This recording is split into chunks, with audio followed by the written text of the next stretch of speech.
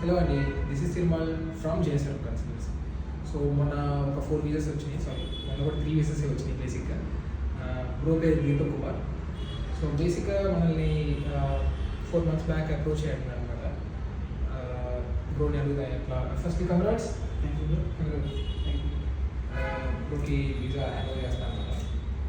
So ఎలా approach అయ్యారు? మీ YouTube social media ద్వారా యూట్యూబ్లో ఫాలో అయ్యాను. నేను చాలా కన్సల్టెన్సీ తిరిగాను, సుమారు 5-6 కన్సల్టెన్సీ. ఒక్కొక్కరు డిఫరెంట్ రేట్స్ చెప్తున్నారు. 15 చెప్తున్నారు, ఒకరు 12 చెప్తున్నారు, ఒకరు 8 చెప్తున్నారు. ఇక తర్వాత నాకు ఇలా డిఫరెంట్ ఉంది అని చెప్పేసి అప్రోచ్ అయితే నేను ఛానల్ వెతికాను. అది జెన్యున్ అనిపించింది ఛానల్.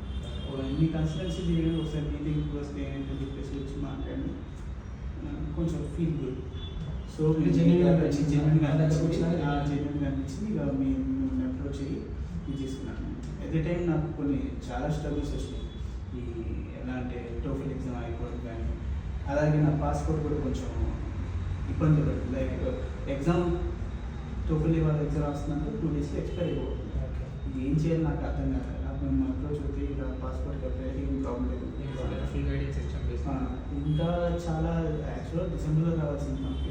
వాల్యుయేషన్ మీటర్ కాబట్టి అప్పుడు చాలా మంది మీకు ఇంట్రెస్టెడ్ అయిపోతారు. అంటే టోఫెల్ మీద వీసా రాబోని అందరూ అంటే బేసిక్గా మీరు చూసుకుంటారు ఇన్స్టాగ్రామ్ ఇట్లా నాకే ఫస్ట్ వీసా వచ్చిందని ప్రమోట్ చేసుకున్నాను. కానీ అందరికన్నా ముందు మనకే వచ్చింది. అందుకన్నా ముందు 20 days బ్యాక్ మనం ఒక వీడియో పోస్ట్ చేసాం, బాగా వైరల్ కూడా అయింది ఆ వీడియో చూసి. అప్పుడు మీకు కొంచెం రిలాక్స్ అయినట్టు. సో ఎంత ఫీ పేమెంట్ చేశారు మీకు? యూనివర్సిటీ ఫీజ్ ఎంత కట్టారు? 6,000. ఎట్లా కట్టారు? నాకేమైనా ఇచ్చారు? డైరెక్ట్గా మీ అకౌంట్ నుంచి యూనివర్సిటీ పే చేసుకున్నాం. మేమైనా ప్రాసెసింగ్ ఫీజ్ డాక్యుమెంటేషన్ లేదు. సో ఓవరాల్ ఎలా అనిపించింది ఎక్స్పీరియన్స్? మాకు feel exciting. So overall satisfied. So ఎవరైనా ఉంటే ఖచ్చితంగా రిఫర్ చేసి